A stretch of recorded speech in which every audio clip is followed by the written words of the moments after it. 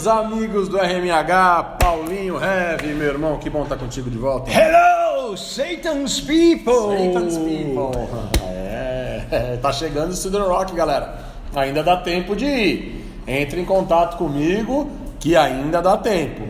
Nós temos março, abril e maio. Student Rock confirmado, tá? Olha as bandas que vão tocar, ó.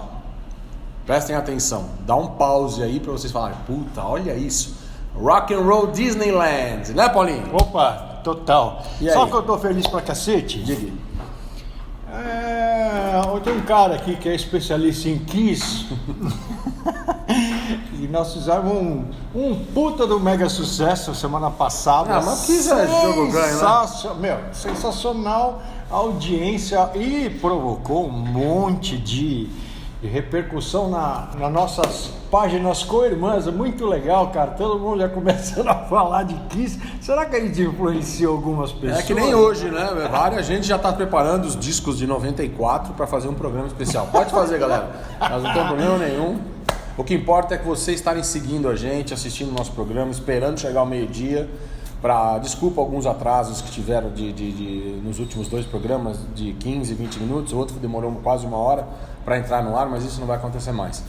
E agradeço principalmente aos comentários, todo mundo falando legal. Eu e o Paulinho decidimos fazer um programa de bate-papo sobre o Kiss. Que é muito fácil. Eu mando um livro pro Paulinho, ele fica estudando, aí eu estudo também. Em 1975, no Electric Lady Studio, tudo está escrito naquele livro, nós não vamos fazer isso. Não, e o que é mais legal, cara, é que além de ter um expert no assunto, tem um que viveu um pouco antes dele isso e encaixa, que via. né? E é isso que eu acho que vale a pena. Esse é o intuito do RMH, que muitos outros programas não têm. A gente não só fala de rock, a gente fez rock, viveu essa porra dia após dia. Como você viveu muito mais do que eu naquela época do Kiss, né? Você sabe dizer o que aconteceu. E o melhor depoimento seu foi aquele, que quando o Kiss surgiu, ninguém levava a sério, ninguém levava a sério. Aí depois, hoje, dificilmente você conhece alguém que fala, eu não gosto de Kiss. Não. O Kiss é a única banda, cara, que às vezes não tocando no estúdio tem repercussão porque continua tendo a marca Kiss. Onde você já viu na história da música, principalmente nesse meio mais lazarento que nós temos de heavy metal, os caras completamente cobrando tudo. Eu quero errar uma notinha, olha que horror. E no Kiss, bicho, foda-se, o esquema do rock and roll, da festa, da rock big and roll all night and party every day. E ó, na boa, pra você ter uma ideia, a relevância dessa banda, o Van Halen, apesar de tocar pra caralho 1 milhão de vezes melhor, usou o esquema do oba-oba, da festa, daquela puta bagunça. Olha o quanto esses caras influenciaram o mundo da música que a gente cultua até hoje. No programa parte 2 que a gente vai fazer agora, um pouquinho mais pra frente, tá? Vocês vão conhecer a parte do Kiss totalmente empresa, principalmente depois da Reunion Tour. Aí vocês vão ver que naquela época começaram a aparecer os grandes fãs do Kiss, que nós vamos citá-los aqui, músicos fãs do Kiss, né?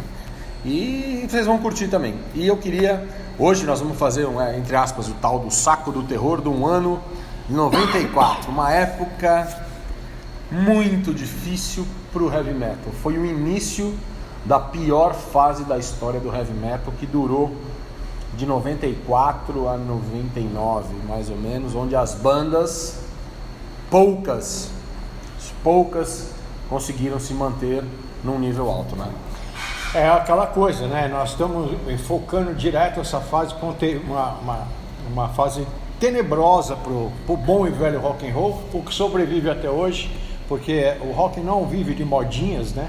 Ele sofre as modas, como foi o punk, como foi o New Romantics, como foi o grunge, os Cambau 4, mas ele persevera e prevalece. Podemos dizer que o Kiss, que o heavy metal em geral, nessa época, ele chegou para a UTI. É verdade. Muita gente achou que ele estava desenganado, que não tinha chance. Mas ele conseguiu ressurgir no início dos anos 2000. É verdade. Agora nós vamos começar a falar de um ano. Todo mundo acha que 93, né, que nós já falamos aqui, foi um ano que foi o início da decadência do metal, do hard rock. Mas 94 foi um ano onde as bandas, tiveram vários lançamentos, que nós vamos falar alguns aqui, e poucas conseguiram se manter, né? É verdade, a maioria das bandas acabaram, muita gente saindo da área, muita gente quebrando, o que era grande virou pequenininho. E tem uma grandes coisa, bandas que tocavam em estádios lotados, tocando em boteco para 100, 200 só para vocês terem uma pessoas. ideia, muita banda querendo fazer som da época, mudando o estilo para querer fazer som da época, né? Então, vocês vão relembrar alguns discos aqui que nós vamos começar. Paulinho, eu passei os discos para vocês, alguns aqui, eu vou começar assim, vamos dar um exemplo assim, eu vou procurar um álbum que é uma polêmica para os dois lados, eu quero saber muito sua opinião sobre esse álbum. Em 1994, uma grande banda de hard rock mudou de vocalista e lançou um álbum que na realidade foi um fracasso, tanto de venda como de turnê. Motley Crue com John Corabi. Nossa, eu gostaria muito de ouvir sua opinião sobre esse álbum. Bicho, na boa, é difícil, é complicado você ver a namorada que você mais amou na sua vida, que você mais tem tesão nela, com outro cara do lado dele, né? Então, cara, Motley Crue não figura nas minhas bandas prediletas, mas é muito estranho você ver uma banda que você aprendeu a respeitar, gostar e achar do caralho certas atitudes, certos discos, apesar de eu ter grandes restrições ao timbre de voz do Vince Neil. Não gosto, eu acho ele meio voz de pato ninguém vai questionar a qualidade do Vince Neil, que é baixa. Mas também é inquestionável o carisma e a figura do Vince Neil. É a mesma coisa que você chegar e falar que o Mick Jagger canta pra caralho, ele não canta, é o Mick Jagger. Só que você consegue ver o Motley Crue sem Vince Neil? Você consegue ver o Rolling Stone sem o Mick Jagger? Não dá, né? Então, esse álbum, pra mim, é muito mais uma continuidade do The Scream do que um álbum do Motley Crue. Concordo porque os com caras você. simplesmente fizeram uma banda que é legal o disco. É legal. Não é ruim. Eu sei. Mas não é Motley Crue. Não é Motley Crue. Não existe o Motley Crue sem Vince Neil. Se você vai querer colocar um cara no Vince Neil, traga um igual a ele. Porque o Motley Crue, o Vince Neil, a presença do Vince Neil, o carisma do Vince Neil, a figura do Vince Neil é importantíssima. E para muitos entendedores, é o melhor disco do Motley Crue. Tão bom que não teve turnê por falta de público. Exatamente. E o disco, a vendagem foi ridícula. Se eu não me engano, posso estar enganado, o Motley Crue fez 8 shows dessa turnê e parou. Aí um olhou pro outro, quem assistiu o filme, falou, tragam o Vince de volta, tragam o Vince de volta. Aí o Motley Crue começou a virar, né, uma empresa, que eles falaram assim, putz, aqui, mas o Motley Crue passou baus bocados nessa época. 94, 97, 98, que o Tommy Lee foi preso, 97 que eles lançaram aquele disco Generation Swine, querendo suar Marilyn Manson. Então quer dizer, aquilo que eu disse no início do programa, muitas bandas clássicas querendo fazer som da época. Então eu acho esse disco do Motley Crue, eu tenho por ter, tem algumas músicas boas como Hooligan's Holiday, Misunderstood, Power to the Music, eu acho legal, mas isso muito longe de ser Motley Crue. Não tem a menor dúvida, e tamo junto, cara, é isso aí mesmo. Então, agora vamos falar da titia aqui, o que você acha desse álbum? Alice Cooper, The Last Temptation. Bom, eu não posso falar nada do Alice Cooper a não ser elogiar sempre. O Alice Cooper, se lançar um disco com a capa e não tiver nada dentro, eu já vou achar do cara. Eu acho legal esse disco, eu não acho ruim legal, não, ele manteve o som. Bem legal. Ele tentou mudar lá pra frente, com o Brutal Planet, querendo soar umas guitarras meia Pantera. Você vê, todo mundo querendo se adaptar ao som daquela época que era capitaneado pelo tal do grunge, pelo moderno, pelo diferente, pelo depressivo, pelo eletrônico, pelo chato. Era chato, entendeu? E a titia lançou esse álbum que eu acho legal. Eu também gosto. Não é nenhum disco que você fala assim, puta, depois disso ele lançou vários discos ruins, mas esse daqui, esse ainda passa de ano, né? Aí tem uma banda da época, que eu não vou deixar de falar, Alice in Chains, o álbum Jar of Flies, o tal do EP. Não, é o Jar of Flies, né, do Alice in Chains. Isso. Cara, o Alice in Chains é uma banda que eu acho legal o som deles. Desde o primeiro álbum,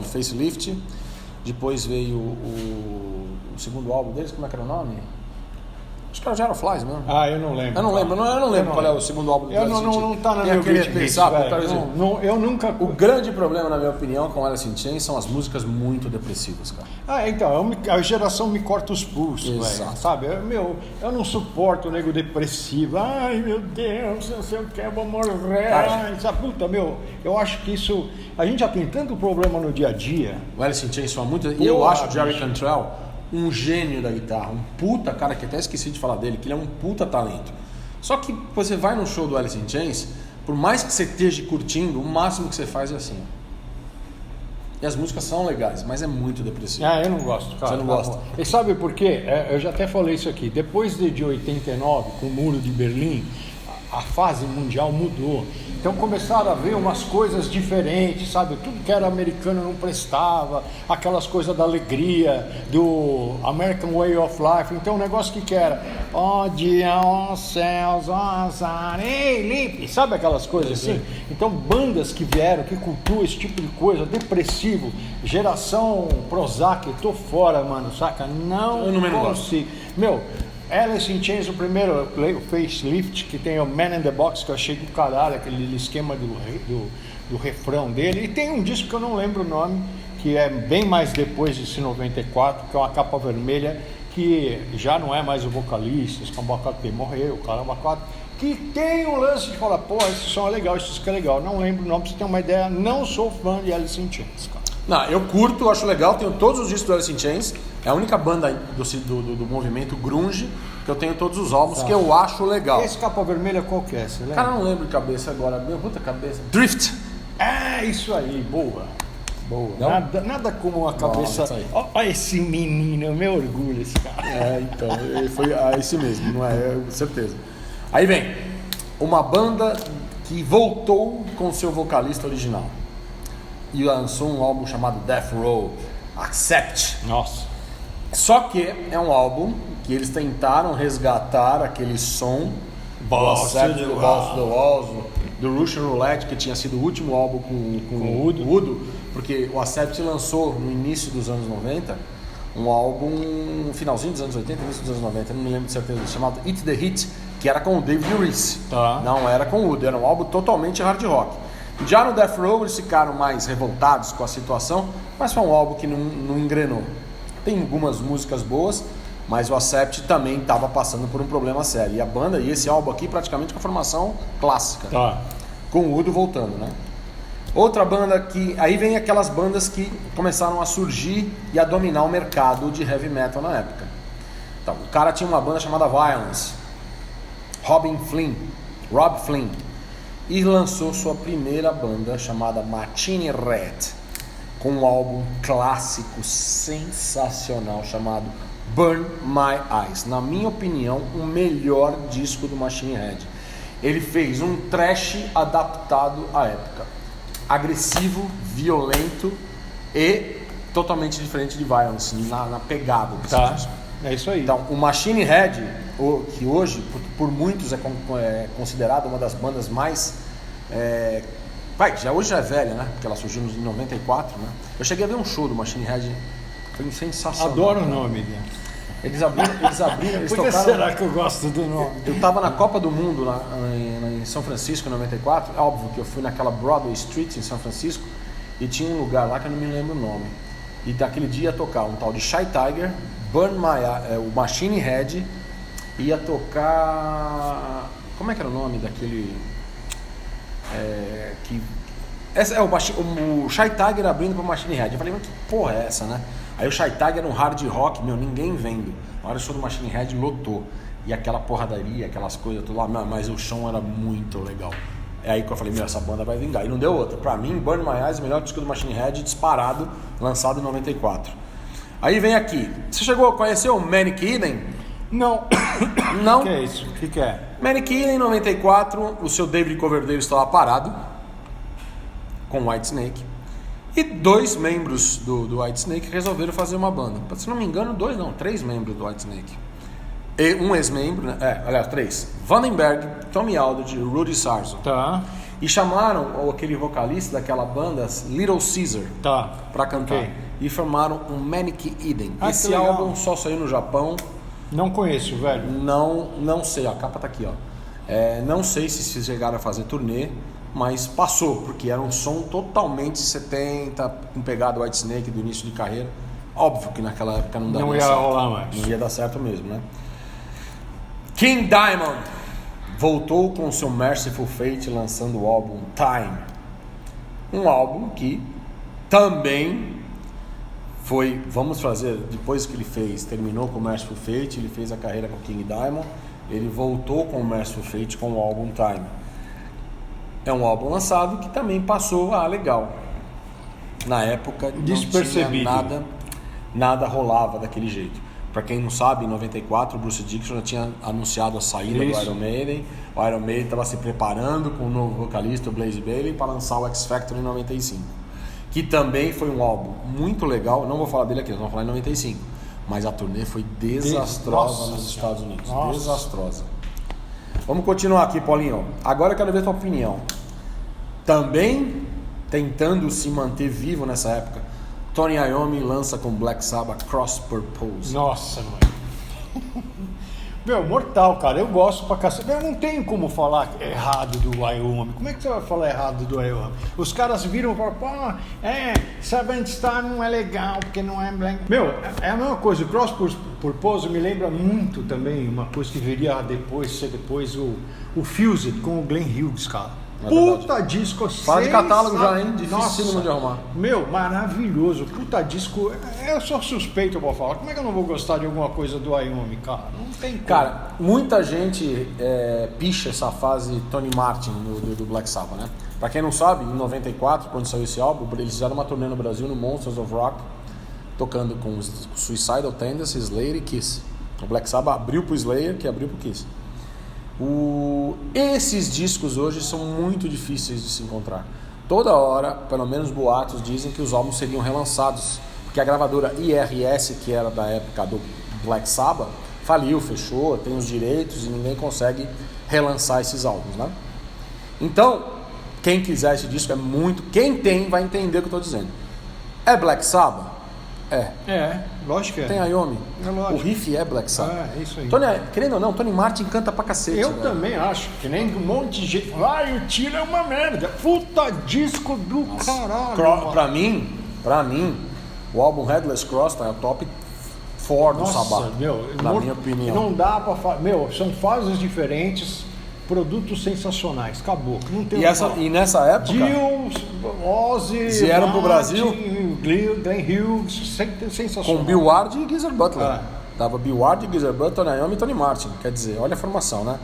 Então, vocês vão concordar comigo. Cross Purpose, falem o que quiser. É um puta disco e é uma fase bem legal do Black Sabbath. Continuando aqui. Essa, pra mim, nos anos 90, Paulinho, você vai concordar, foi a banda de metal mais importante ao lado do Metallica. Pantera, porra. E esse ano eles lançaram um álbum chamado Far Beyond Driven, sucessor do Vulgar Display of Power. Cara, Pantera tem uma carreira que começa lá atrás, onde Pantera era poser. Aí depois, no Power Metal, Pantera era poser. Aí eles viraram malvadão, né? Se você puxar aqueles álbuns Metal Magic, aí no Power Metal eles começaram a ficar um pouquinho mais agressivos.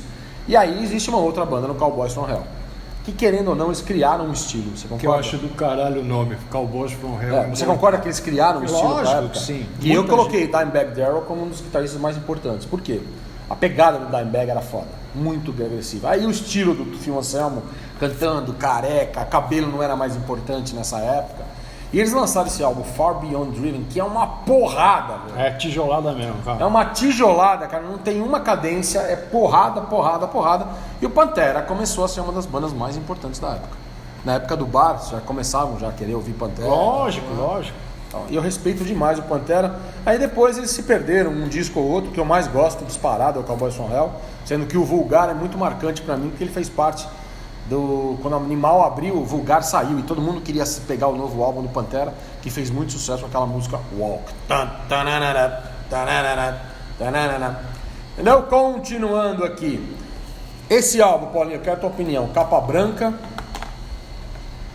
fraquíssimo na minha opinião, mas lançou esse álbum, uma banda chamada The Cult. O álbum auto-intitulado The Cult. Meu, eu não sou fã de Nem Cult, cara. Pra não falar a verdade, eu curto o Sonic Temple e o Electric. Exatamente. Essa turnê veio pro Brasil. Foi um show onde ele já tava com o cabelo curto. Foi no Ibirapuera, você não foi no Olímpia. Olímpia? Tá, Olímpia. tem razão. O The Cult lançou um álbum que, pra quem é muito fã, eu não curti esse álbum de jeito nenhum. Outra banda que eu adoro de hard rock que lançou o seu 4º álbum. Um álbum também que tem 2 músicas legais, também passou. Cinderella, Still Climbing. Tá, Cinderella. Cinderella tem, Paulinho, você sabe muito bem, 2 álbuns, 2 álbuns e meio clássicos, né? Que é o Night Songs, o Long Cold Winter e depois o Heartbreak Station. Tá. Esse álbum, Still Climbing, foi uma época que, ninguém nem queria saber mais do estilo do Cinderella. E eles lançaram esse álbum que acabou sendo o último álbum de estúdio do Cinderella. É verdade. Capa cinza, assim. Cara, eu gosto de 2 músicas de lá, cara. Aquela ideia do Tom Kiefer de colocar aqueles negócios de gaita, de fazer um som mais blues com Cinderella, não, que nem falam no Você percebe a tentativa dos caras saírem do formato que estavam para poder... Porque aquele formato morreu. Mataram. O Poser... Por que o Pantera virou From Hell? Por causa disso, cara. Por que eles foram migrando do Poser para o seu... Porque, não dava mais. Os caras não estavam mais querendo o carnavalesco americano. Eles estavam querendo agora introspectivo, ou então coisa de porrada. Exatamente. Ou não sei o que lá. Ou, sabe? Então você imagina que os caras do Cinderella tem o Night Songs, Long Cold Winter, Heartbreak Station, a banda sai da capa da Circus, da Metalhead. De repente os caras chegam no lugar, tá o posto do Pearl Jam, do Nirvana. O que nós vamos fazer? É o que eu tô te falando, bandas que lotavam o estádio e de repente tocando no boteco para 200 pessoas. Não teve uma banda de hard rock, eu vou citar pra vocês todos aí, vocês me falam, tá?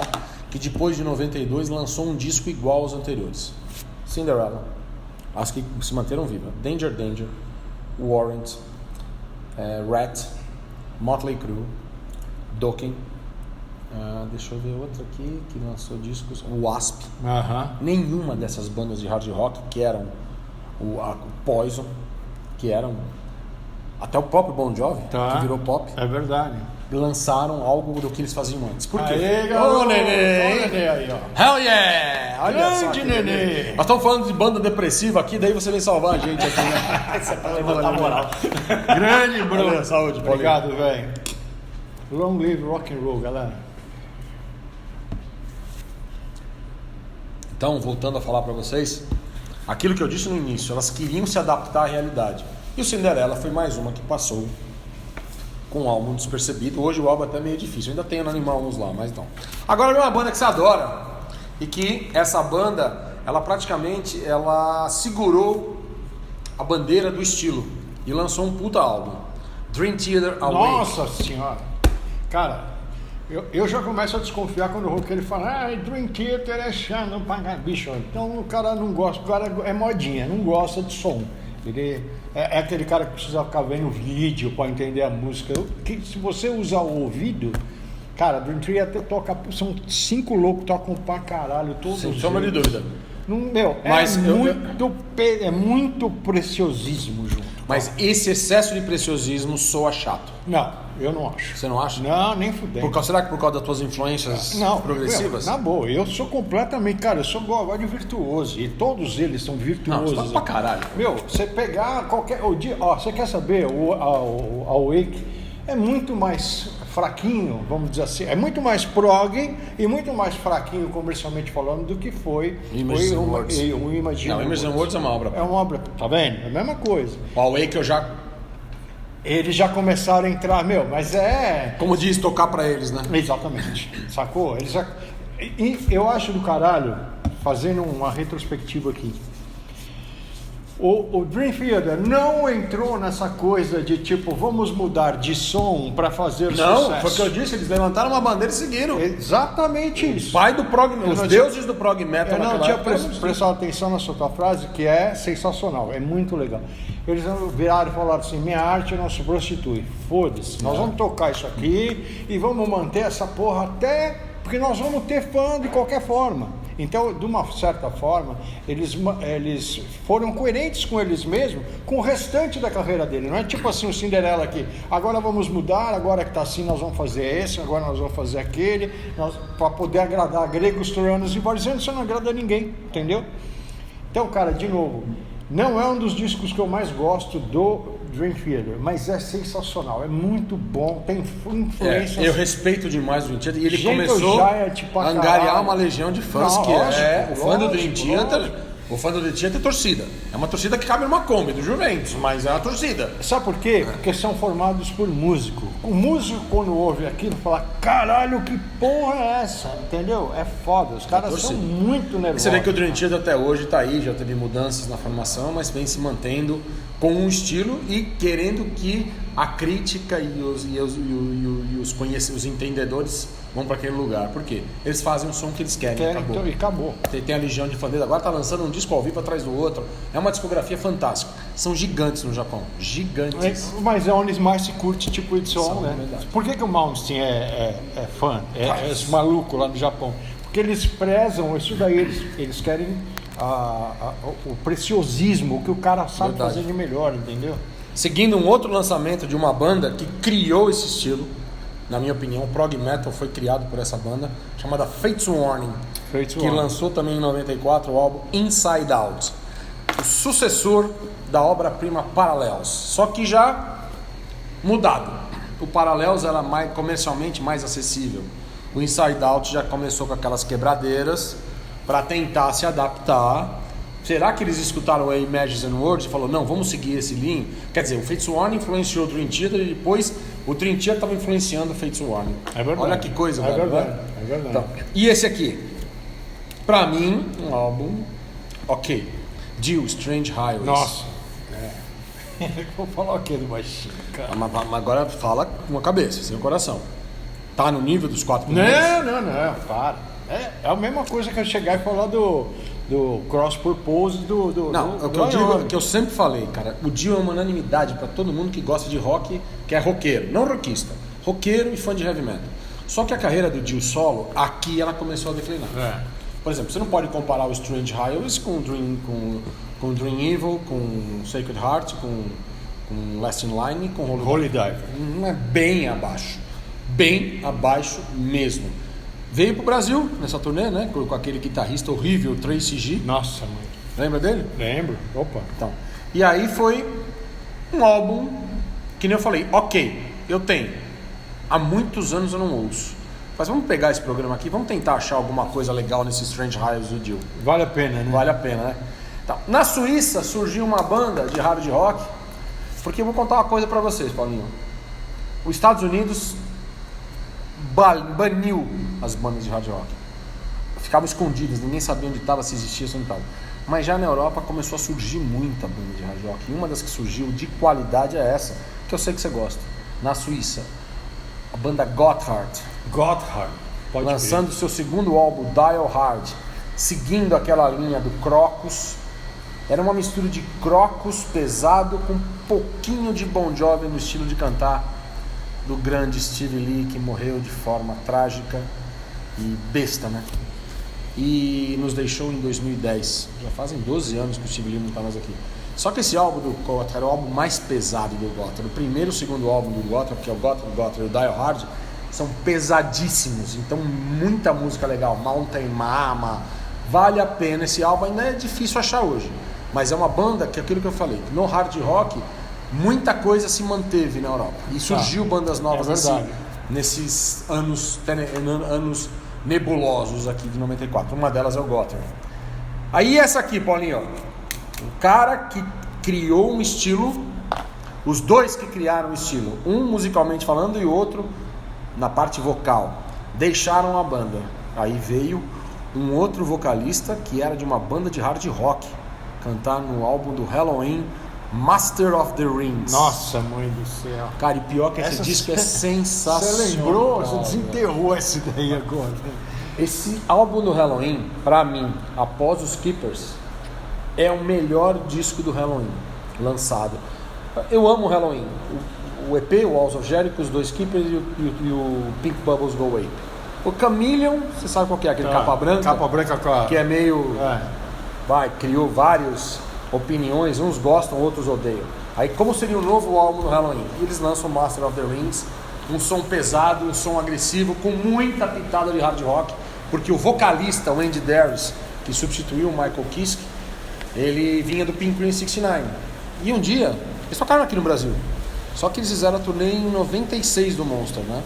E no Master of the Rings, ele falou pra mim, puta, eu adoro esse álbum, né? E ele tinha acabado de sair do Pink Cream. Eu falei, e aí, conversando assim, pegando autógrafo com ele, ele falou, I love Pink Cream shits. Quer dizer, ele é totalmente hard rock.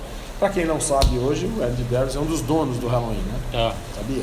Não sabia. Por isso que essa Pumpkin United trouxe o Michael Kiske com o Andy Darius. Que não fazia sentido. Vamos fazer o Keeper United com o Kai Hansen e com o Michael Kiske. Tá certo. Aí o Andy Darius não estava cantando junto com ele. Ficou maravilhoso, ficou muito legal. Só que esse álbum aqui é sensacional. Eu adoro. Acho muito legal. E tem uma versão dupla, Paulinho, que tem uns covers. Tem cover do Grand Funk, tem cover do Kiss, a Story Love. Legal, é uma versão dupla que saiu há muito tempo atrás. E não sei se está em catálogo ainda. E esse cara aqui, eu sei que você gosta muito dele, que você falou que ele é inteligente. Dee Snider. Dee Snider. Ele tava... Cabeça, cara. Twisted Sister tinha acabado. Ele estava indo para sua segunda banda. Né? Ele fez o Desperado. Lembra do Widowmaker? Lembro, Widowmaker. Segundo álbum do Widowmaker, na época com o Al Pitrelli, Stand By for Pain. Grande Dee Snider, personagem, puta cara, rock and roll total. Outro cara que quis se adaptar à onda do momento e fez um álbum estranho. O primeiro Widowmaker é do caralho, que é o Blood and Bullets. Esse álbum aqui você tem que escutar várias vezes para tentar entender. Para mim foi algo que passou também despercebido. Aí vem uma banda que eu adoro também, da qual o senhor lançou aqui no Brasil. Lá vem. Chamada Queensryche. Lançou o álbum Promised Land. Promised Land é aquele álbum que é o sucessor do Empire. Se eu não me engano, o último álbum com Chris DeGarmo. Eu não vou lembrar disso, velho. Não lembra? Não vou lembrar. Não vou lembrar da formação. Só retardado aqui é você, velho. Eu acho que é o último álbum com Chris DeGarmo. Posso dizer que foi o último suspiro legal do Queensryche com o Geoff Tate. Porque eu divido a carreira do Geoff Tate, vocês podem até dar a opinião de vocês. EP até o Empire. Pra mim tem um pequeno erro chamado Rage for Order, que tem algumas músicas meio estranhas. De resto é perfeito. Na época que esse cara lançou Warning aqui no Brasil, aquilo todo mundo falava assim, nossa, parece Iron Maiden. Isso, é verdade. Lembra? O clipe da Take Hold of the Flame que ele põe no som pop. E os caras não queriam lançar, você acredita? Depois disso, nós temos uma obra-prima que é o Operation Mindcrime e uma outra obra-prima que é o Empire. Já falamos deles aqui. Já falamos aqui. Aí o que acontece? Vamos lançar outro Empire que foi lançado em 91, em 90? Não, 90, né? O Empire. Eles tentaram mudar também um pouco o som do Queensryche. Tem coisas boas no Promised Land, mas foi o início que até a entrada do Todd La Torre, eu depois disso, Paulinho, eu não conheço um álbum legal do Queensryche. Também acho. Pra mim, lançaram Operation 3 fraquíssimo, lançaram um tal de American Soldier, que é horrível, tem aquele Here in the Now Frontier também, que é meia elite, meia mussarela, não vai, mesma coisa do Promised Land, na minha opinião. E esses caras aqui também, eram uma banda de blues, aí depois nos anos 80, o senhor chegou a passar vários clipes deles. ZZ Top lança Antena. Pode crer. Lembra desse disco? Lógico que lembro desse disco.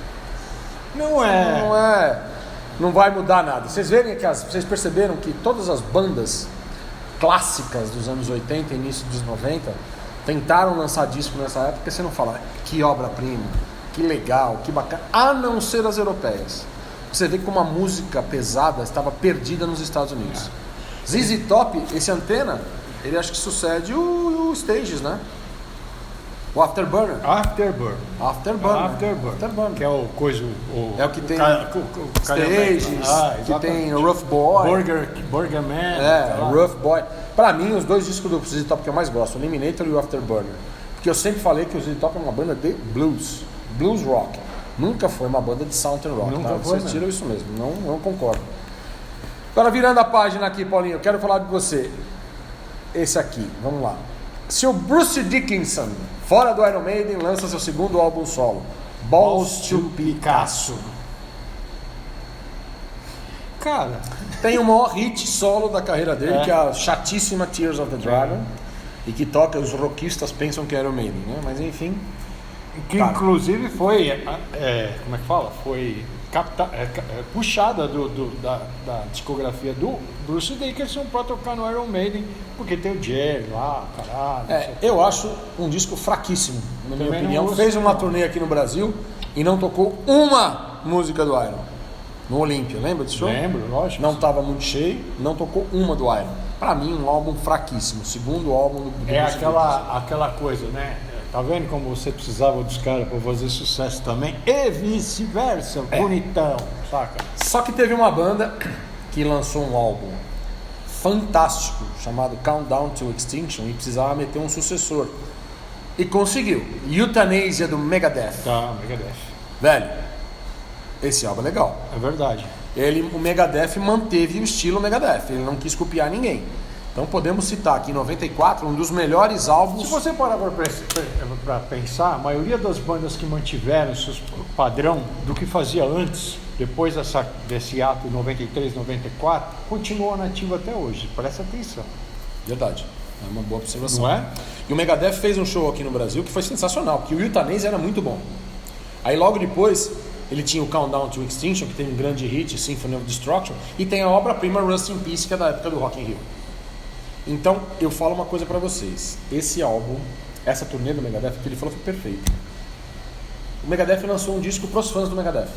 Não mudou nada. O estilo Nada. ainda era com o Martin Friedman e com o Nick Meu, Menza. foda-se, eu não vou vender 1 milhão de cópias, mas eu vou vender, sabe? Exatamente. E eu vou continuar trabalhando no meu caminho. E, bicho, a pior merda do mundo é quando eu te chamo de vendido, saca? É aquela coisa da armação. Ah, mas isso daí é difícil, cara, né? Não é difícil, porque se vender uma coisa que você é convicto é diferente de vender uma coisa que você está querendo fazer para ludibriar aquele que confiava em você, entendeu? Exatamente. Então você não tem o melhor dos dois públicos, você não vai ter nunca. Ou você mantém a sua idoneidade, o seu caráter e a sua firmeza, ou você vai ser um eterno joguete na mão de qualquer um, saca? Verdade. É verdade, tem razão o que ele falou. E esse aqui, Paulinho? Seu Zac tinha saído do Ozzy. O Ozzy estava com aquele guitarrista John Holmes. O John Holmes. Lembra? Um cara que tinha tocado com o David Lee Roth, ninguém conhecia ele. Mas o seu Zakk Wylde foi picado pelo aquele bichinho chamado Southern Rock, apesar de Zakk Wylde ter nascido em Nova York, e montou uma banda chamada Pride and Glory. Pride and Glory.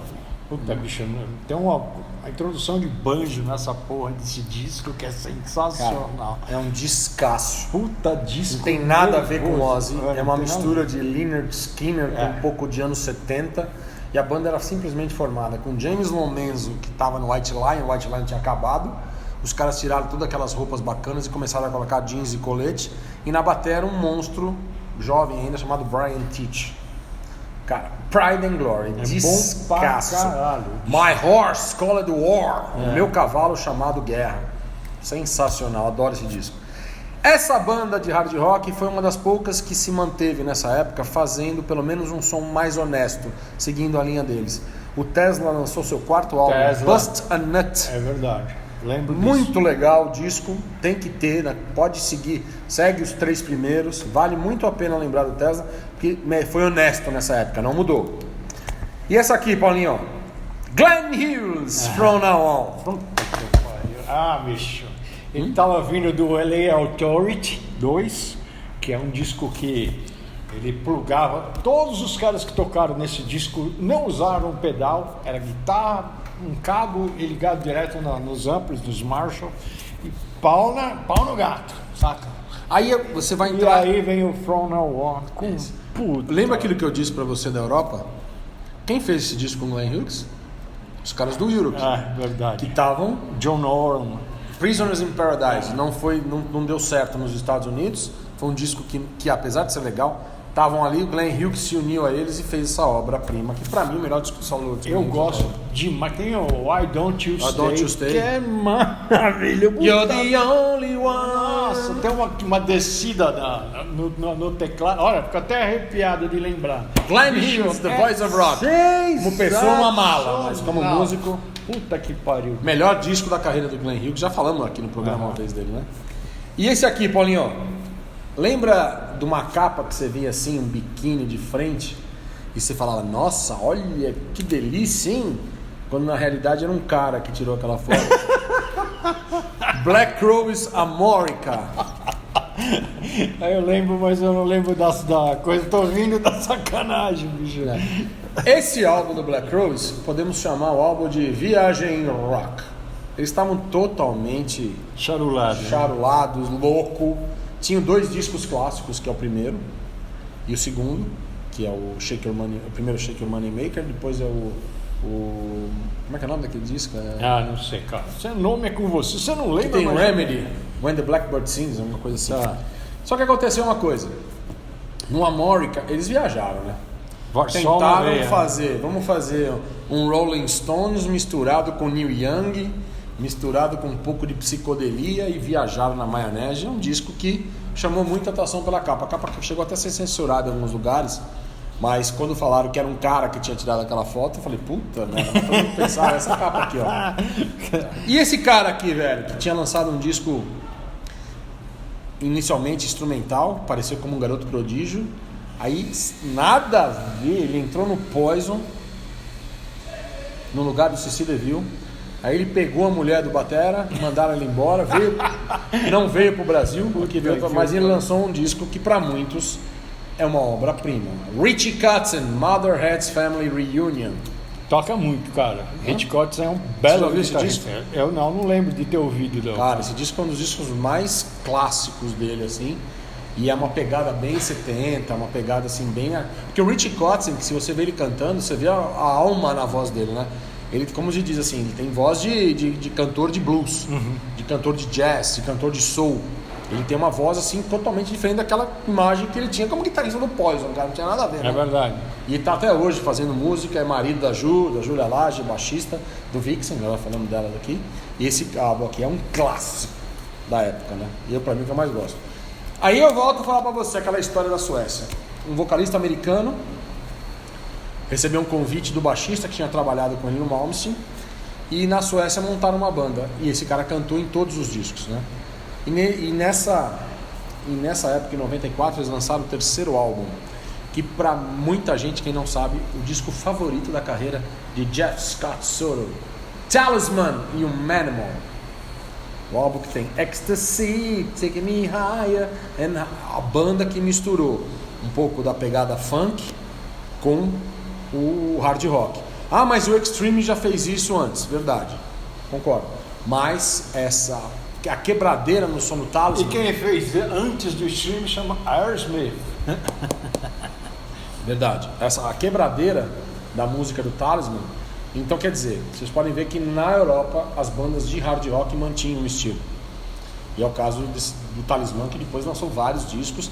E infelizmente é uma banda conhecida na Suécia e no Brasil. O Jeff falou isso no show também pra gente, né? Aqui, Paulinho, vamos mais uma aqui. Savatage lançou a obra-prima Handful of Rain. Bom disco.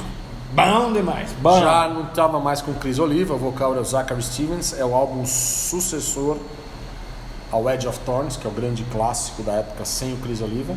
E nesse álbum Handful of Rain, a turnê foi, sabe com quem tocou guitarra? Quem? Alex Koenig, do Testament. E tem um ao vivo no Live in Japan, que foi gravado um vídeo, aí saiu o CD agora recentemente. Puta disco do Savatage, que tem uma música que eu amo, chamada The Chance. Vocês vão lembrar e sabem o que eu tô falando aqui. Esse aqui, Paulinho, ó, Gilby Clarke. Saiu antes de entrar no Guns. Quer dizer, ele tava no Guns. Já tô fora, não conheço. Pawn Shop Guitars, não lembra disso? Não. Tem cover dos Stones, veio tocar no Brasil. Não. Eu sou...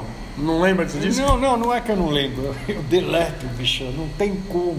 Eu não consigo gostar de Guns N' Roses, cara. Eu não aguento. Cara, eu acho que essa fase do Guns N' Roses, o Gilby substituiu. Os caras vão me matar, né? Mas na boa, sou sincero, eu acho uma bosta sem tamanho. Eu não sei como a gente...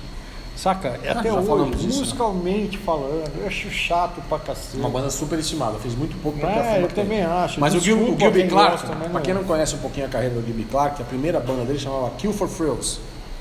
E tem uma música que eu adoro que chama Motorcycle Cowboy, só que era anos 80. Esse disco é dificílimo de achar. E o Gilby Clarke substituiu o Easy no Guns N' Roses, né? E depois, no meio dessa entre safra, porque a turnê do Guns, você lembra disso, quando lançou o User Illusion, ela durou uns 2 anos. E nessa entre safra, o Gilby Clarke lançou esse disco solo dele, que é uma pegada mais rock and roll. O Gilby Clarke é rock and roll. Eu cheguei a ver um show do Gilby Clarke ao vivo em Los Angeles em 99. Foi em 99, o Gilby Clarke. Meu, muito puta sons, puta música tocando com ele. Então, quem gosta de Guns, tem esse disco, vai entender o que eu tô falando. Aqui, Paulinho, mais uma banda. Esse disco é fraco. É aquilo que eu falei. Quando você vai concordar comigo, né? Quando a nossa música, o hard rock, o heavy metal, ele caiu devido à chegada da onda grunge, as bandas de thrash foram esquecidas, né? Entre elas o Slayer. É verdade. Nossa senhora. É aquela coisa que nós falamos, se não tem o hard rock para segurar o heavy metal e o thrash metal, esquece o resto, cara, na boa. Você lembra quando eu falei que enquanto o Poison era grande, o Poison era gigante, o Slayer era grande, o Testament era grande, quando o Poison caiu, as bandas de thrash metal, cara, eu acho que o Testament e o Overkill foram as únicas que conseguiram se manter num nível parecido do que tinha. O Slayer lançou um álbum fraquíssimo, Divine Intervention. Não é fraquíssimo, é muito fraco perante ao último Seasons of the Abyss. Tá certo. Entendeu? Então é isso que a gente fala. Essas bandas se perderam em 94, quando eles queriam criar algo novo. Irmão, pensa uma coisa, ninguém pensa de barriga vazia, ninguém tá feliz de barriga vazia. O mercado uma bosta, mudando. Cara, eles deram um tombo no mercado, saca? É a mesma coisa que estão fazendo agora com o regulamento da Fórmula 1. Vamos mudar tudo para equilibrar as forças. Então, você vinha de uma tocada onde a indústria toda funcionava, tinha o cara que fazia a capa, tinha o cara que vendia o show, tinha o cara que tocava na rádio, tinha o cara que, da gravadora, aquela poderosa. Bicho, cria-se um status quo tão grande que é necessário derrubar tudo isso para começar do zero, para equilibrar as forças. O que estava acontecendo na indústria fonográfica dos Estados Unidos foi exatamente isso. Certas cadeias tinham que mudar de nome, mudar de ramo, mudar de mãos, sacou? Então vamos quebrar tudo isso, vamos tirar o alicerce dos caras e começar do zero, porque formam-se novos impérios, novas pessoas que se ferraram, porque conseguiram quebrar o que era líquido e certo, por isso que a Europa começou a dominar a área cultural, exatamente fazendo o que os caras faziam. Eu vou falar de duas bandas que da Europa. Não é verdade? E aí os Estados Unidos ficou naquela, até quando nós vamos ficar nessa situação do me corta os pulsos? Mudou tudo. As bandas que eram top não são mais top, porque não era mais moda estar no mainstream, aquela banda que usava lencinho na cabeça, o cara usava maquiagem, o negócio agora era ser careca, malvadão, vou mijar na sua mão, e ficava por isso mesmo, cara. O que acontece? Vendeu como novidade, depois foi. Você pode ver os shows dessas épocas, dessas bandas eram para lugares pequenos. Se você parar para pensar, você vai ver a ascensão do Sweden Rock exatamente por causa disso. O que ficou nesse ato todo? Por que a gente, todo o programa, a gente continua falando da ascensão das bandas suecas? Europeias no geral? Porra, mas por quê? Porque eles estão fazendo uma coisa que foi largado pelo quem criou essa bosta. Verdade, então. Agora eu vou falar de umas bandas aqui que dominaram o heavy metal nessa época. Então. Por exemplo, o Stratovarius lançou seu segundo álbum, Dream Space. Stratovarius, para quem gostava de heavy metal melódico, era uma sequência do Halloween. Exatamente. Fantástico. Só que com o Timo Tolkki cantando aqui ainda, né? O guitarrista. Depois que entrou o Timo Kotipelto. Então, descasso do Stratovarius. Eu adoro os 4 primeiros álbuns do Stratovarius. Depois, aquele som, lá, já virou de novo, ninguém mais aguenta. Exatamente. Né? É a mesma coisa que você ficar ouvindo 5 faixas direto do Exatamente. É mesmo. Falando em Malmsteen, ele lançou o Seventh Sign. Seventh Sign, lembro? Capa do triângulo, né? Esse disco era com o Mike. Como é que é o nome dele? Mike Viscera? O Seventh Sign, aquela capa verde. Isso. Logo depois o Mike Viscera saiu e entrou o Mats Levin, que fez o último álbum legal do Malmsteen, que é o Face the Animal. Depois o Malmsteen, esse é outro também que depois do Face the Animal não salva uma música. É verdade. Descasso do Malmsteen, Seventh Sign, eu acho bem legal. Aí eu vou enviar pra você aqui do hard rock europeu. Surgiu um guitarrista que nos anos 80 tinha uma banda chamada Steeler, lá na Europa, e resolveu fazer carreira solo. Ele fez um álbum com um vocalista, depois chamou um outro vocalista, aí ele precisava ter alguém que... Ele me chama Jeff Scott Soto. Em 94, Jeff Scott Soto lançou o Talisman com o Humanimal e lançou com Axel Rudy Pell, Between the Walls. Um puta disco. O segundo álbum do Jeff Scott Soto com o Axel Rudy Pell. E é um álbum que tem duas músicas, que é a Cry of the Gypsy e Warrior, que são os dois grandes singles desse álbum. Daí em diante o Ed Jeff gravou mais 2 discos, depois saiu e entrou o Johnny Joel do Hardline. Então quer dizer, as bandas que faziam aquele som hard rock, com riff, com solo, com refrão, todas na Europa. Estados Unidos, esquece. É verdade. Outra banda americana que lançou um álbum também que bem abaixo ao anterior. O anterior é uma obra-prima, chamada Duncan Easy. E o Taiketo lançou Strength in Numbers Down, um disco bem abaixo do primeiro, mas também época errada, no momento errado. Nos Estados Unidos não fez sucesso nenhum. Foi lançado no Japão e na Europa também. Hoje você não encontra esse disco, é muito difícil. E pra gente, deixa eu ver mais alguma coisa aqui. Vamos falar um pouquinho daquela coletânea de tributo, Kiss My Ass. Tá. O Kiss resolveu fazer um álbum, o Kiss estava em baixa em 94, depois da turnê do Revenge ter sido mais ou menos. Aí o Kiss lançou o Kisstory. Nossa, eu adoro o Revenge. Eu adoro. Mas 92 o Revenge. Né? O Kiss lançou aquele livro, o Kisstory, que era uma bíblia do Kiss, que era autografado pelos caras. Depois o que sobrou eles autografaram na Reunion pelos outros 2. Então hoje você tem autógrafo dos 4 e autógrafo dos 6. E nessa história o Kiss resolveu fazer um álbum tributo e convidou várias bandas para participarem desse disco que ia chamar Kiss My Ass. O primeiro problema que eles tiveram, o Ace não deixou usar a imagem dele. Podem ver que a capa aqui não é com a maquiagem do Ace. Ace pediu não sei quantos milhões de dólares, o Gene Simmons mandou ele passear. Aí nesse álbum você tem bandas como Lenny Kravitz, Toad and the Wet Sprocket, nunca tinha ouvido falar dessa banda. Você tem um cara que chama Yoshiki, é um japonês baterista que fez uma versão de Black Diamond muito legal, acho que é de Black Diamond, muito legal. Você tem um rei do country americano, que é o... como é o nome dele? Que gravou Hard Luck Woman.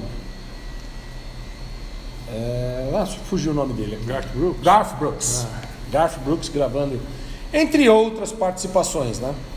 E esse Kiss My Ass, ele foi lançado em vários países, um com a bandeira do Canadá, tinha a bandeira do Canadá, nos Estados Unidos, a bandeira dos Estados Unidos, tinha a bandeira do Japão, e foi um álbum que só os fãs do Kiss acho que compraram, né? Porque o Kiss teve algumas aparições na televisão, mas o Kiss estava super embaixo naquele momento. Não é à toa que logo depois veio a ideia das conventions, depois veio o Unplugged, que deu a ideia a Reunion, que nós vamos falar isso mais pra frente na segunda parte especial do Kiss. Esse álbum aqui, né? Hoje se tornou raro, né? Difícil de achar. É verdade. É um álbum tributo ao Kiss. Aí depois começaram a aparecer, só que é um tributo oficial. Que a gente tem várias. O Kiss tem uns 10, 12 tributos bem mais legais que esse. Só que esse é oficial. Esse é oficial pela banda, mas que nem sei se faz parte da discografia. Saiu um VHS das bandas gravando, aquelas coisas todas, mas é algo também que o Kiss estava muito embaixo em 94, porque não é à toa que ele veio pro Brasil. Eles vieram tocar no Monsters a turnê do Revenge, que não pode falar que a turnê do Kiss My Ass, era a turnê do Revenge, com o palco da Hot in the Shade atrás. Sabe por quê? Era mais barato trazer, porque na Revenge, nós vamos falar isso no Kiss, eu vou adiantar só. Na Revenge era aquela caveira com a Estátua da Liberdade que estourava. E o da Revenge era a Esfinge. Era mais barato trazer, então eles foram lá na storage dele e trouxeram o palco da Hot in the Shade para tocar aqui no Brasil no Monsters. E foi um show histórico, né? Apesar de que um dos poucos shows do Kiss que não tocou Rock and Roll Night. É verdade. Lembra disso? Não sei se você foi neles, foi? Fui, lógico que fui. Então, aí para terminar aqui, deixa eu ver aqui. Uma banda que eu sempre adorei, a irlandesa, mas que fez um álbum muito fraco, já com uma pegada mais moderna, mais punk, que é o The Almighty. Essa banda eu adorava os 4 primeiros álbuns deles, mas esse Crank aqui, fraquíssimo, não curti tanto. Lembra aquele projeto do Max Cavalera, Nail Bomb? Tá, Nail Bomb. Chama Point Blank, um trabalho bem legal, onde tem uma música que chama Vai Tomar no Cu. É legal isso. Então, esse Nail Bomb foi o primeiro trabalho do Max, que já estava querendo dar seus voos solos, né? Foi o primeiro trabalho dele e hoje é difícil achar esse disco, mas tá dado o recado aqui. Uma banda de prog metal que surgiu na Europa, chamada Vandenplas, o álbum Color Temple. Para quem não conhece Vandenplas, se você gosta de Fates Warning Dream Theater, você vai amar essa banda. Deixa eu ver se falta mais alguma coisa. Não posso deixar de falar a banda alemã Running Wild, o álbum Black Hand In, também lançado em 94, do nosso querido Rolf Kasparek. Esse cara é sensacional, velho. A banda devia chamar Patifaria. Bom, só pra você ter uma ideia, a gente terminar o programa, o Running Wild, ele não viaja de avião porque ele tem medo. E todos os músicos que tocaram com ele nunca pagou ninguém. Então os músicos entraram com uma ação na justiça e ele não tinha dinheiro. Então todo show que o Running Wild faz, eles vão lá e bloqueiam a bilheteria. Eles, como se diz assim, eles tá bloqueado, tá penhorado a bilheteria. Então o Sr. Rolf Kasparev, que é conhecido como Rock and Rolf, não faz shows do Running Wild, ele só toca em festival. Porque daí é a bilheteria do festival. Ele recebe do festival e toca no festival. Então quer dizer, os caras não podem. Puta que pariu, que merda. E essa banda, que eu adoro o Running Wild, eu acho um puta som, cara. Pra mim, a banda alemã de heavy metal da nova geração, a mais legal de todas que surgiu nos anos 80. Eu prefiro o Running Wild que Halloween, por exemplo. Mas, meu, é muita patifaria. E o show dele, cara, ele criou essa temática pirata, então é divertido, assim, o teatro que ele faz. Mas o Running Wild não tá fazendo show. Bom, literalmente um pirata, né? É um pirata, é patifaria, a realidade toda desse cara. Deixa eu ver se eu esqueci mais alguma banda aqui pra gente terminar. Tem duas coisas, dois. Oh, Overkill, Wide Fucking Open, o WFO. Essa manteve o thrash metal, merece todo o meu respeito. Duas das antigas que lançaram, os estertores do gozo, vamos dizer assim, tá? Que é da minha área, eu gosto pra cacete, sempre curti, sempre acompanhei. Um deles, o Emerson Lake and Palmer In the Hot Seat, que é uma das capas mais legais, que tem a cadeira amarrada na linha do trem. A capa e aqui, vem a capa, vem uma puta locomotiva com o logotipo dos caras, que já foi um dos últimos álbuns dos caras em estúdio, porque o Emerson, devido ao jeito dele tocar e um monte de excesso que ele fez, ele começou a perder o movimento da mão direita, que veio a matá-lo por problemas psicológicos, de ele ler na internet críticas que faziam com ele, né? Você sabe como é que a gente na internet, o cara detona, pô, não toca mais, virou um bosta, o cara olha quatro. Ele não aguentou o emaranhado e pau, se matou. Isso foi nos anos 2000 e tal, mas em 94 saiu o último disco de estúdio com a formação clássica original, muito legal, disco que eu adoro também, curto pra cacete. E o outro foi a última a participação do Trevor Rabin no Yes, com Talk, a capa aqui. Meu, um dia eu falei do Revenge, você falou, você gosta desse disco porque não é Kiss. E dessa vez, mesmo com o Trevor Rabin tocando, eles fizeram um álbum Yes, voltando ao começo de carreira, é um dos álbuns mais lindos do Yes, tirando o mega sucesso 90-125 e os Cambau A4. Talk é um álbum, um primor de música, musicalmente falando, sensacional. E foi a última participação do Trevor Rabin no Yes. Os dois de 94, da velha guarda, que pararam por aí, que ficaram nesse quesito, dois álbuns para mim fundamentais, cara, sensacional. Vamos fazer um brinde para Cachaça Única, né, meu velho? Vamos. Depois você vai dar um recado bem legal, cachaçaúnica.com.br, cupom de desconto, programa RMH, 20%, paga o mesmo preço no animal. E tem geladinha para vocês lá. André Galeazzo, muito obrigado pelo apoio. Serviu muito no sábado? Não, ele levou lá, tava fechada. Você tá brincando, cara. Ele chegou lá tarde, agora eu já coloquei ele para gelar, agora tá gelando. Então, eu queria agradecer muito a Cachaça Única, que além do que, ela desce bem, né? Meu, é bom pra caralho. Muito legal. Vocês aí que não bebem, comecem a beber. Faz bem. O Nelson Piquet falou uma coisa certa. O médico chegou para ele e falou assim, você bebe? Ah, não bebo. Bebe um pouquinho. Comecem pela Cachaça Única. É a melhor coisa. Não sabe, eu vou contar essa história rapidinho. O cara falou assim, você tá estressado. A tua mulher é chata? Você bebe? Tua mulher é chata? Meu, manda embora, isso que mata, bicho. Bebe um pouquinho. Essa entrevista do Piquet é sensacional, né? Paulinho, conta a história da Taito aí, esses caras, cara, velho. Olha que legal, velho. Queria agradecer o Carlos Guizzo, puta brother, nosso fã aqui do programa, assiste o programa. Grande abraço, Carlos Xará. Ele mandou esse livro aqui, ó, Pinball, a história da Taito no Brasil, do André Martinez. Cara sensacional, mandou uma dedicatória muito legal.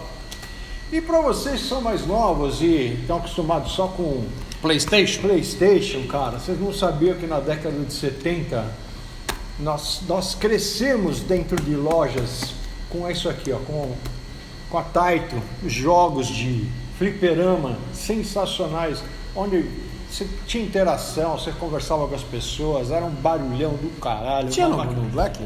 Tinha, lógico, tinha a minha máquina, o Cavaleiro Negro. Saca, era do caralho. Eu lembro que tinha no Black. Tinha lá na salinha, tinha Perbolim e 2 máquinas. E ele mandou essa joia aqui, ó, para quem curte, quem é das antigas. A história da Taito no Brasil. Para quem não sabe, a Taito era uma subsidiária do Japão, uma firma que abriu aqui, japonesa, e dominou a área de entretenimento nos anos 70, velho. 70, início de 80. Era sensacional. Do lado do Shopping Ibirapuera, que tinha o Tommy, na frente da Brunella, o maior agito do mundo no final de semana. Só gente bonita, lotado de... era sensacional, cara. E uma curiosidade, voltando pro rock, antes de dar a dica dos lances aqui do livro, inclusive quem quiser comprar esse livro, as últimas cópias, vou botar o endereço aqui, vai aparecer aí na tela. Já está no final. Esse é um livro que foi lançado em 2020. E a curiosidade disso aqui com relação ao rock, porque quem curte isso aqui é roqueiro pra caramba, né? Inclusive nós vamos poder bolar uma história qualquer hora de a Titi Augusta aqui, o RMH Tour, cara, da gente fazer uma ida até o museu da Taito, que fica em Itu, que é sensacional. A gente pode armar um esquema desse. Mas a curiosidade que eu queria falar mesmo é que eu, em 82, com o lançamento do Iron Maiden no Brasil, me bateu a ideia, velho. Olha que moleque atrevido que eu era. O Iron, quem não sabe da história, procura aí na internet, vocês vão saber como é que foi feita a história do Iron, que eu lancei, que eu consegui os Cambau 4. E eu tive uma ideia, tomando banho, deu um estalo, eu falei, puta que pariu, essa é o mote. Meu, de nada, eu tinha 20 anos de idade, peguei meu carro, atravessei a cidade, fui até lá na Guarapiranga, lá na Casa do Chapéu, com as Interlagos, que era a sede da Taito. Toquei a campainha, falei com o cara, entrei, fui conversando, na hora que estava vendo, eu estava na frente do presidente da Taito no Brasil. Moleque, olha só. E eu com aquela revistinha do Iron Maiden embaixo do braço, que eu tinha feito na Som 3, pôster, lembra disso? Vamos ver se eu consigo achar uma foto, eu coloco aqui para vocês verem. E eu fui lá e vendei uma ideia, cara. E o cara se apaixonou por mim, apaixonou pela ideia. Puta, que era a ideia? Fazer uma máquina de pinball do Iron Maiden. Olha só. Copiar que é do Kiss, que já existia, né? Os caras babaram. Meu, e qual era o lance? Era fazer um campeonato no Play Center, filmado pelo Fantástico. Olha só o que o Salaminha aqui, de 20 anos, conseguiu armar no esquema.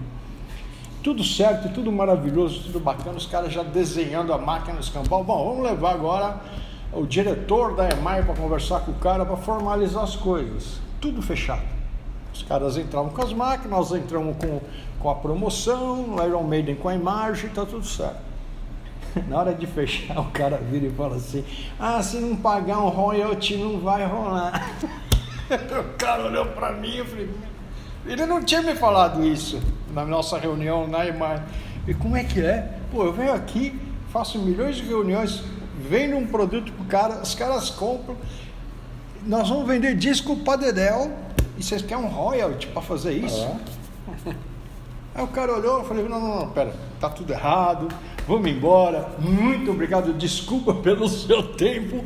Bicho, falta de visão avassaladora, o que nós deixamos Money de Talks. foda. E agora, hein? Para terminar o programa, dia 22, aqui no Malta Rock Bar, teremos um workshop, um question and answer, terça-feira agora, com ninguém, nada mais, nada menos que Jeff Scott Soto!